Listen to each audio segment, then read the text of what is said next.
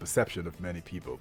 We're going to have a great show, definitely, Sandra. Yes, indeed. There's a lot happening in Nigeria today, and we really want to hear from as many of you as possible about what you think. So we're diving right into the show today. We have a great show lined up, as usual. We'll start with the big three. Kaduna High Court grants Ezekwesili bail for medical treatment abroad. Security forces crack down on Shore protests, and Shore himself is under arrest. And we'll tell you the latest about that. What do we have on Checkpoint, Aghogho?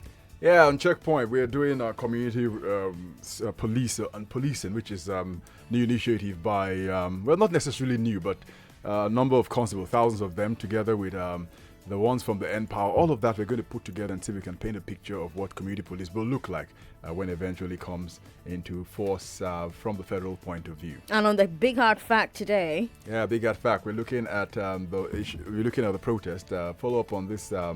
The IMN prescription and the right to protest. Interestingly, we're going to have discussions tying into events today and looking at just exactly what it means for people to carry up placards and say they are protesting. Whether it does breach the Constitution or not, to say they cannot do that is a discussion we'll be having by 5 p.m. Yes, indeed. We're going to have Professor Chidiodin Carlo joining us, as well as Buki Shonibare. Both of them are human rights lawyers, human rights activists. As usual throughout the show, we're bringing you the latest updates from the worlds of current affairs, politics, business, sports, and entertainment. But let's get it all off. Let's start it all off with the big three.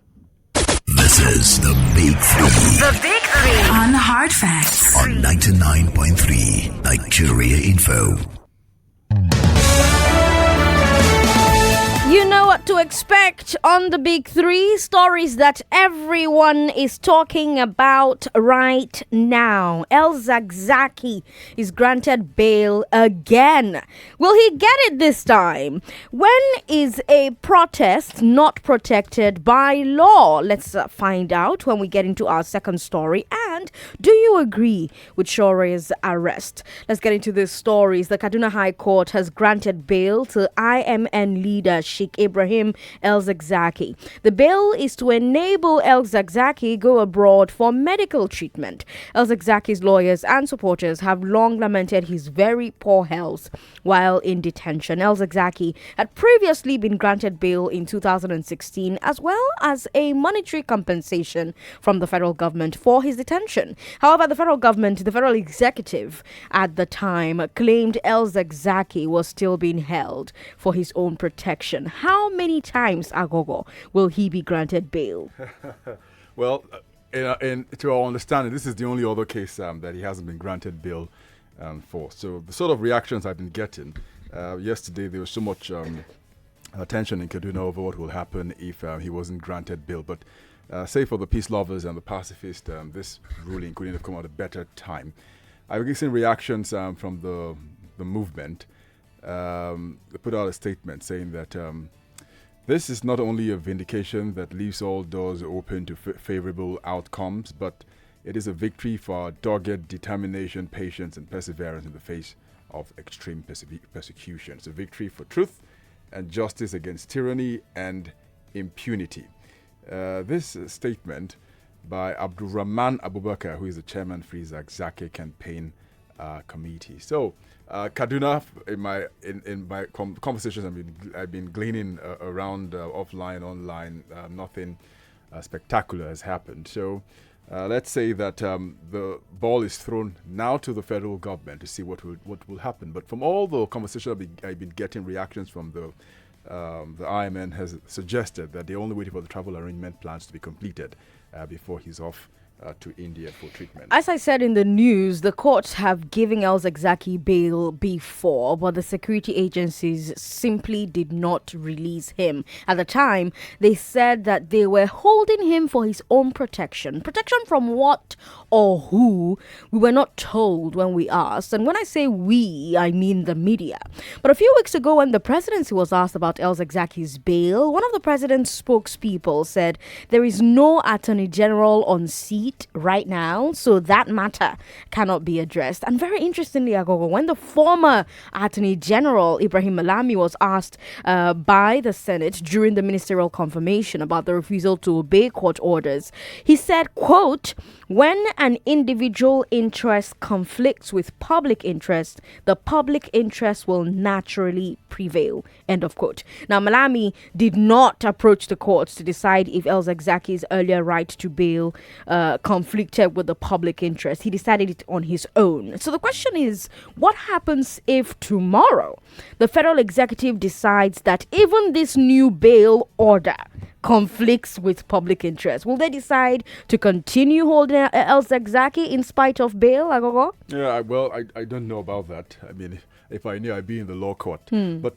from what I'm understanding that happened in the court, the sort of arguments I've heard, which sort of convinced the judge why it was important that El-Zakzaki be allowed to go abroad for treatment, is Femi Falana, his lawyer, did put out a very strong argument which showed that his health was indeed a precarious situation, which was the major reason this has happened.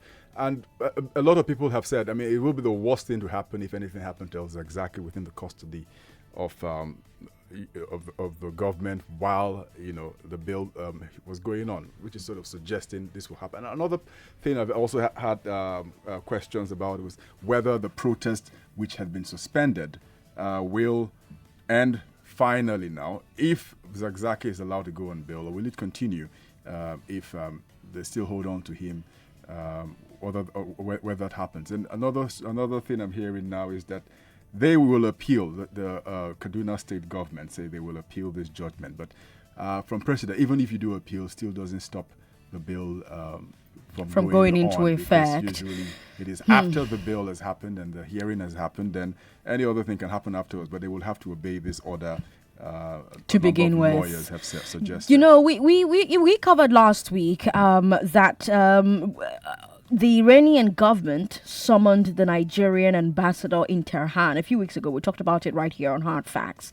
So summoned the Nigerian ambassador in Tehran to express their concern over El-Zakzaki's health.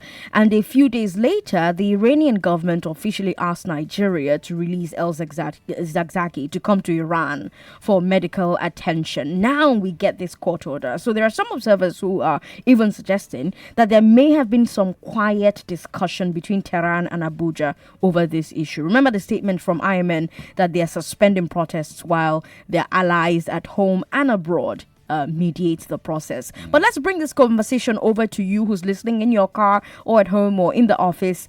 We need to ask you if you think that the executive branch will obey this bail order. Do you believe that there are national security situations where the executive should be able to ignore court orders? Or should the words of the court always be final?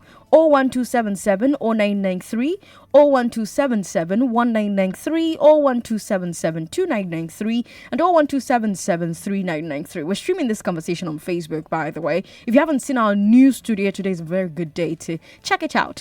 Facebook is Nigeria Info FM. WhatsApp also available. Send us a WhatsApp message. WhatsApp is 080 959 75805. 080 959 75805.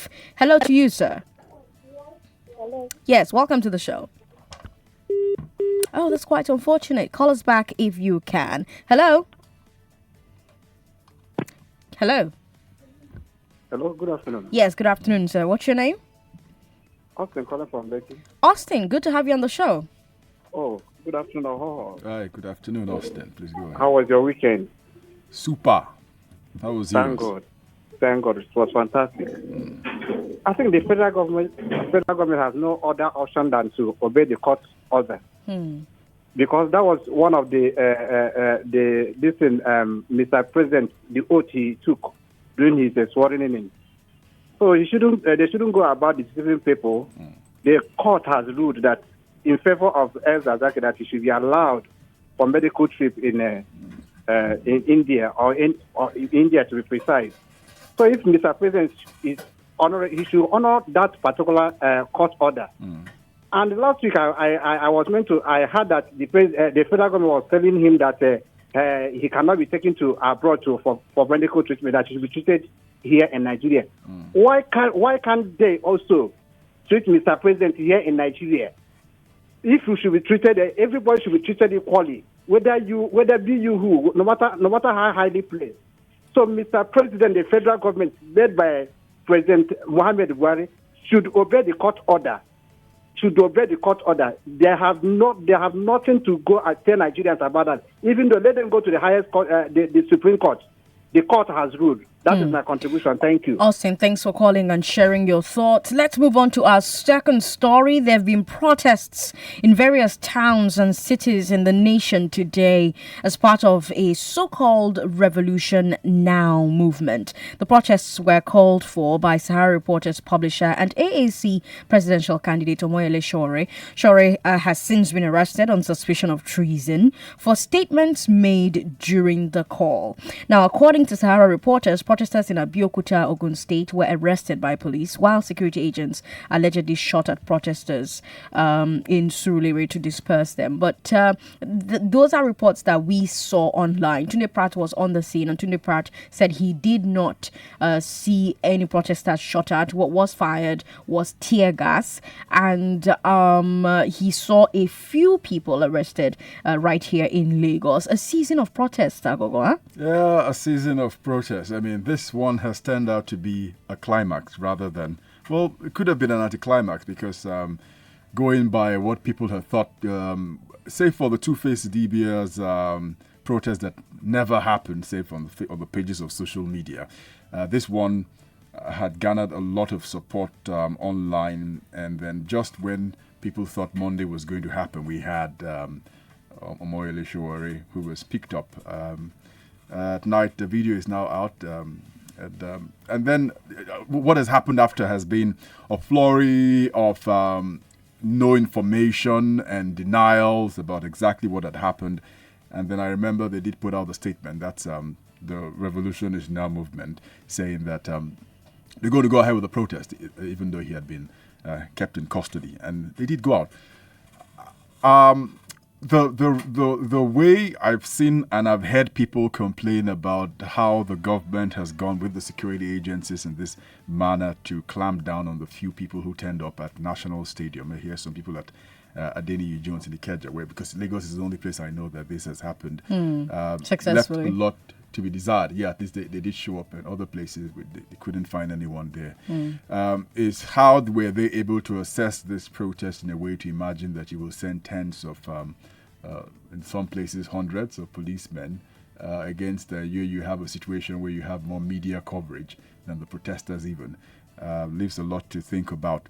And very, very importantly, I've also seen people ask questions about the way the police have issued statements. In fact, two. First, with the police office in Lagos, that's Balaya Kana saying, anyone caught protesting, parents and guardians take care of your children. Anyone caught outside will be treated as an armed robber. There's been a lot of stick for that one. And then the governor of Rivers State, Yisom Wike, who's strongly worded statement on the eve, sort of killed any thought of anything happening, using words saying, crush, we're not in support of anything such as that. And I've had people ask questions. So when is a protest supposed to happen? So those are things we've been gathering. This one has ended sooner than it even began. Go down history as one of the quickest protests we've seen.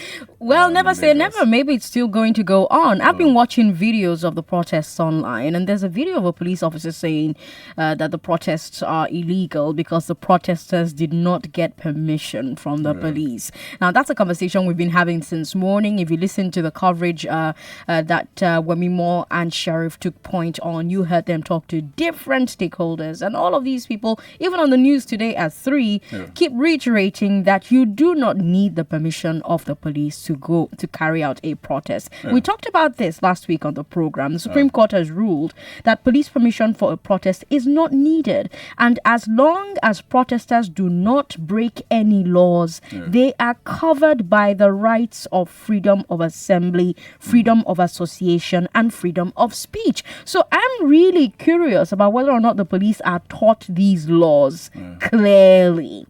But there's another angle to this. There's the question about whether or not the motives of this particular protest was legal or not. Because the security agents have said that Sowore is calling for the overthrow of the government. if that's true, it's clearly illegal.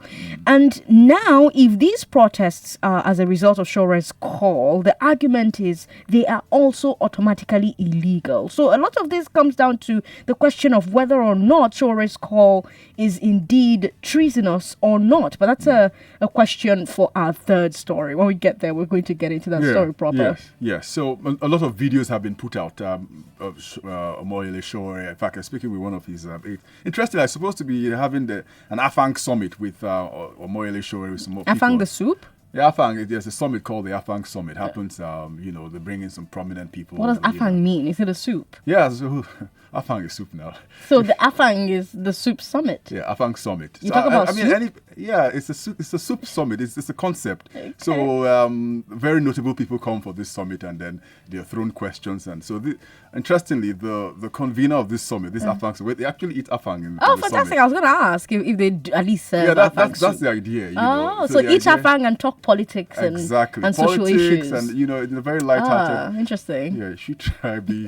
So Omoyele Shore was supposed to be the one at the Afang Summit this weekend, and I'd readied my bowl and everything to go and enjoy myself, only to hear that he was picked up and damaged the entire social outing that could have been. But so he's known to be someone right from his student union days. As someone who speaks, as it comes to him, he says it. So a lot of the interviews he's granted, some of his aides said, it did suggest that we're not able to change government through this revolution, through the ballot. So what we intend to do is to force change to happen. So that didn't go down well with many people, even the media. He's granted interviews where he's attacked the media, saying that the government isn't only the enemy of the people, but a certain group of the media, which he says is sponsored by the government. Overall, any media who doesn't take a side of the story that he pushes out, sooner or later becomes an enemy to him. So this sort of things had pushed him in this way. So one question I've seen and I've been thinking about is how to sustain this sort of thing happen. The last time I saw a protest sustain this Lagos state probably was with Occupy Nigeria. 2012. So the first day, they were just probably 100 people or 200 in different parts of Lagos or the mainland on the island. But by Friday, when I was at the Ganifawa Park, we had 1 million people at that park, and they say for stories about police and snipers going to take out people, that was how that was quelled. So we haven't had a sustained protest in this Lagos, save for the days of June 12, where we had Franco Kori practically grind this city to a halt. And maybe the NLC now and again, but honestly speaking, this one was a far stretch. If you had spoken to a lot of civil society people, how this would have gone on without really getting the core people involved, the labor unions or the media and that sort of thing. I mean, people have tried, but it's difficult. And if you're very honest, I read a lot of tweets and posts from people who are attending these protests. And what strikes me is there doesn't seem to be agreement about what they are protesting and why. Some of them are saying they're protesting against the policies of the current administration. Others are saying they're protesting against our governance system itself. Others are protesting against electoral malpractice. Others are saying free Shore. Others are talking about human rights. So it was becoming quite the mixed bag. But one thing seems to be coming across. The arrest of Shore may have given these protests more support than they otherwise would have. A lot of people seem to have taken exception to his arrest and are out on the streets to express it. So let's come to you who's listening at home. What do you think about these protests? Were you impressed by it? What do you believe the objective is? And do you agree with it? What is your take on the security agency's reaction to all of this and the Nigerian state's reaction to all of this? Interestingly, Sandra, on Friday, during the I Beg to Differ, the People's Edition, I put out the question just when Amnesty International's office was picketed by a number of people saying they should get out of the country because they were saying that Oboh Shore had to go ahead with that.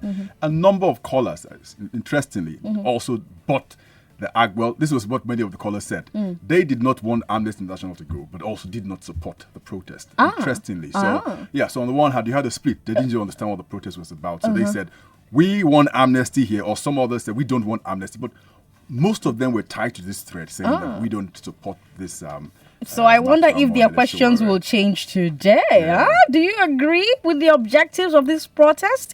01277 0993, 01277 1993, and 01277 2993, as well as 01277 3993. So the basic of the number is 01277. So add 0993 or 1993 or 2993 or 3993. And then you can also send us a WhatsApp message. WhatsApp is 080 959 75805. Hello to you. Good afternoon. Unfortunately, that's not working. We're streaming on Facebook as well, and we'll take your comments as we go along. Hello. Hello. Thanks for calling. Good afternoon.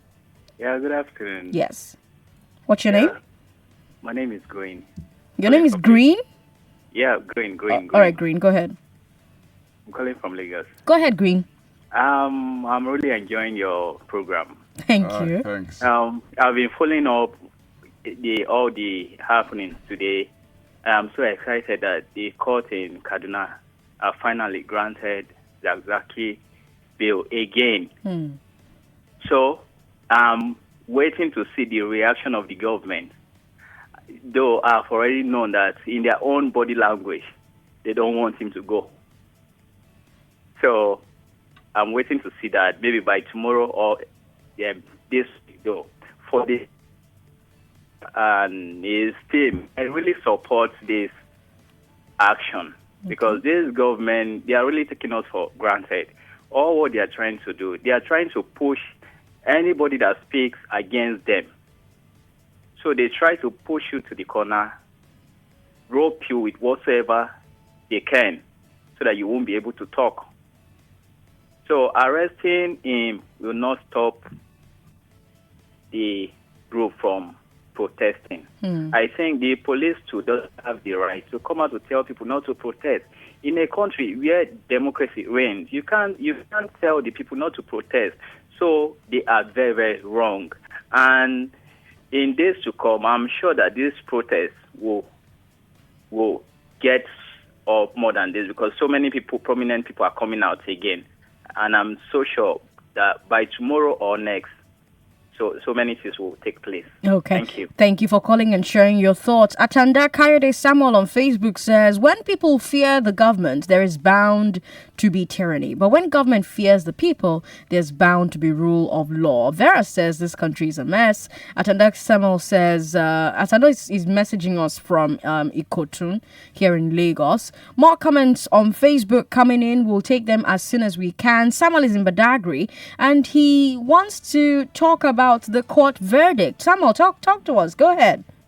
Yeah, Sandra, I first want to sing Which Way Nigeria, which way to go, which way to go. Sandra, someone go to court, God give a verdict, they don't obey. We want to protest, they say it's treason felony. What are we going to do? You know, in this country, Meeti Allah threatened a Benue State government to go back on a law the State House of Assembly made. Nothing happened. No one go after him. How many will I count? Patient Jonathan said there is God. Good afternoon. Good afternoon, Samuel. Thanks for calling and sharing your thoughts. We've got David in Bagada, and David says there's no way Shoro expected this government to allow him hold his protest. Is that what you want to say? Hello, good afternoon, Sandra. Good afternoon, David. Go ahead, share your thoughts. Yes, to me, there's no way that Shoro could have expected that this government will just have folded their hand and just allow them to say they want to do such a kind of a protest. You're dealing with so many things now. You have banditry, you have kidnapping, you have Boko Haram, you have whatever, everywhere. My own take is that from the beginning, prior to the election, all these structures should have collapsed into one, brought out a serious candidate amongst themselves if they really wanted to rescue Nigeria. That way, it should have been easier. You cannot have over 70 presidential candidates for one election, and then you now expect to win and that kind of election. It doesn't make any sense to me. If they had collapsed their structures and we had one candidate, maximum of 3 presidential candidates and one coming from them, they would have pulled through. So they just need to be reasonable about it and stop igniting more problems than what we have on ground. All right, David. That's just my take. Thanks for calling. We have a second David. This one's in Ikeja, says he feels the protest is justified. David, go ahead. Share your thoughts. Hello. Yes, go ahead. You see, the majority of the people, especially the youth, in my own opinion, they are jobless and frustrated. Okay. So if there were jobs available, nobody will even have time to come out for any silly and stupid protest. Yeah, but isn't it the joblessness that is making them protest? They're protesting the bad governance that has ensured that they're jobless, no? Exactly. That's exactly what I'm trying to tell you, that it is justified. Oh, I see. Yes. If there were jobs and, everything is working fine, the basic infrastructures, good roads, basic infrastructures are lacking. So that is why all this is a very simple problem that needs a very simple solution. Look, just provide jobs for people. Release this Showore guy or whatever his name is. What are you holding him for? What has he done? He just said he was going to protest. He has not even started the protest. You are picking him up. Just provide jobs and make the people comfortable. Stop all this unnecessary police harassment. So everybody will calm down. Nobody wants problem in Nigeria. Don't let anybody deceive you. Nobody wants problem. That is just my own idea. That's my own take on it. All right, David. Thanks for calling and sharing your thoughts. Let's move on to our final story. It's about the organizer of the protests. In the second story, the federal government has confirmed that Omoyele Sowore is under arrest on suspicion of treason. This story broke over the weekend. Sowore was arrested in the early hours of Saturday morning in his home, and he had been planning and publicizing today's Revolution Now protest marches in various towns across Nigeria. The government said Sowore was arrested for comments he made while promoting the march, in which he called for a revolution. According to the government, revolution implies an overthrow of the current system of government and an act of treason under the Constitution. This is very serious allegation, Aghogho. How many treason charges have we had since 1999? Several, and he probably won't be the last. And I've seen comments from Professor Wole Soyinka, Nobel laureate, and a number of prominent Nigerians on what they thought about this. Some describing it as taking us back to their bachelor days and how he was picked up in Gestapo manner. He's put out a video also, as I said earlier on his platform through closed circuit camera TV, showing how he was picked up. And a number of things he said in interviews he's granted, not just on his platform Sahara Reporters, but also with other media, which suggested that he was playing into their hands. Those allegations, I think everyone will most likely know, is going to be very difficult to prove in any court of law. And like many of them that would have, and I've seen and I've heard people say the idea was to take the sting out of the protest if this was supposed to be. But going by the first day, it's neither here nor there. Tomorrow they may show up again, because one thing you will have to admit, a number of his supporters are relentless in how to describe the way you can see even on social media. They sort of have a campaign going on. I remember when he was campaigning for the election, there was a lot of talk whether you could translate those numbers on social media to soldiers on the ground. The result of the election, less than 50,000, an embarrassment maybe to him in the kind of stature Omoyele Sowore said to possess. But can you get those numbers out to demand for his freedom? Now, one thing is certain, they have admitted they have in the custody. But the law is very clear. I mean, how long can you hold someone before you will put him up for any of those charges? 48 hours if Mondio Ban is anything to go by. Mondio Ban is Sega Link on the morning show today. They said 48 hours. 48 hours. But many times they haven't seen that obeyed. They've held people longer than that. I know someone who was doing something. This was, it's not just this administration, over and over the DSS, and make matters worse, the secret police. So you don't have the character of Merely Auger, for example, who was with the Goodluck Jonathan administration to put out those statements. You don't almost know anything. In fact, at some point we had even moved to Abuja, and we're asking when was he in Lagos, picked up, and then moved to Abuja. Yeah. So, And, that's the sad story with Oboh. But on the other hand, you have people who disagree with Shore and the activists who have said that he didn't do anything treasonable. They're saying that the use of the word revolution is itself a problem. Now, I want us to hear some of Shore's words. Let's hear from the horse's mouth. He said, quote, "Revolution is inevitable. They made it inevitable. Nigerians have no faith in the ballot box. It is time to take it to the next stage. There must be a showdown." And then he goes on to say that Nigerians have to, quote, "bundle these guys out." So according to some critics, Shore is calling for a showdown that will not take place at the polling unit and which will result in regime change. And that is the same thing as overthrowing the republic. Shore also said something else. He said, quote, "Don't ask me if I am afraid of the legal implications of this. Only history can judge me." And again, his critics said that these are the words of a man who knows that he's breaking the law. But his supporters have said, no, he's merely saying that because he's expecting the government to crack down on him, he's not afraid and all of that. But here's something for you to talk about, and we've got 5 minutes to do it. What do you think Shore is calling for? Is he calling for protests and pressure within the bounds of the law? Or is he talking about overthrowing the system, which is unconstitutional? Do you think he used the right words, or you think his words are incendiary?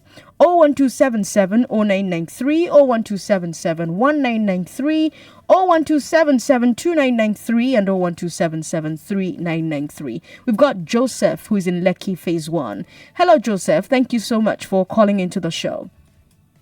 Hello, Joseph. Go ahead. Joseph, you're live on air now. Go ahead. That is exactly what I'm saying. Yes. It's called. Hello, can you hear me? You're talking to Sandra and Aghogho now. Go ahead. He's calling for revolt. Okay. Rebellion. Okay. It's not a civil protest. Okay. You don't lose part of the fact of the words you make use of. So a lot of people, they don't know exactly what they are doing, what they are supporting. You don't make use of such words. You select your words when you are making such. When you want people to support whatever you are doing. If really you are doing for the good of the masses, you select your words carefully. Select your words carefully. Okay. Yeah. Okay. Go back to dictionary. We'll tell you what revolution is all about. Okay, Joseph. Thanks for calling. Oluwatosin says the federal government hasn't stopped anyone from protesting. A lot of people did not watch Shore's video online where he was bragging about how the government and the DSS are going to stop existing. No government in the world will clap for such a person. Martins Moses says those who ride on the lion's back in 2014 and insulted GJ. Okay, so I'm not going to keep taking that comment. We've got more comments coming in. Hello, Remy. Thanks for calling us. I don't think that's Remy, and I don't think that line is working. Hello, thanks for calling. Sandra and Aghogho, good afternoon. Good afternoon. What's your name? My name is Benjamin. I'm calling you right now from Oboh State. Benjamin, thanks for calling.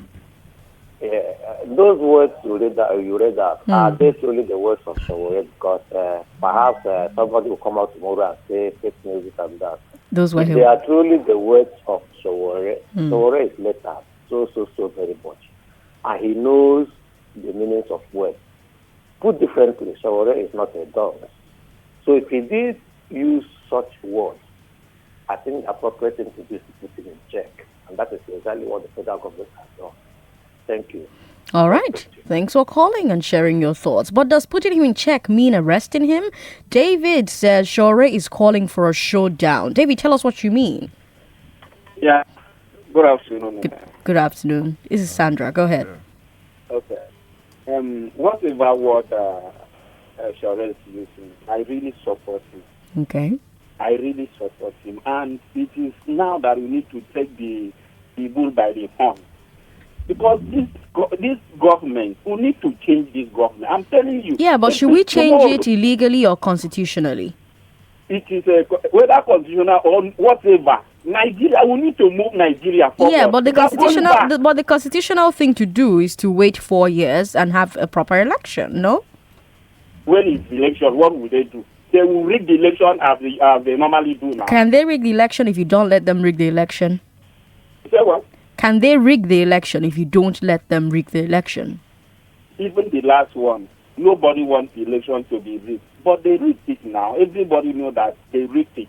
They rigged it now. So they will never allow this God country to move forward. They know what they are doing. All right, David. Thank you for calling and sharing your opinion on the show. Do we have WhatsApp messages, Aghogho? Oh, yeah, we got a number of messages. Let me run through them very, very quickly. The present-day Nigeria needs such protests. Nothing is working. The government isn't doing anything about it. Collins, put this one up. I understand Sowore carries dual citizenship passport. Even Professor Wole Soyinka refused to tear his green card when Trump was... He did, though. Please, I can only support a genuine protest from people who will not keep their family abroad and then cause problems for Nigeria's unity. Adekunle from Ojodu. This kleptocratic government will never allow this protest to see the light of the day. Politicians across board in this country will make sure they kill it entirely. And this is the time political businessmen in Nigeria will set their differences aside and unite to kill a common enemy. Femi from Surulere. In Sowore's case, don't forget, it was not a revolution against federal government alone. He boasted that 21 states already bought into the struggle.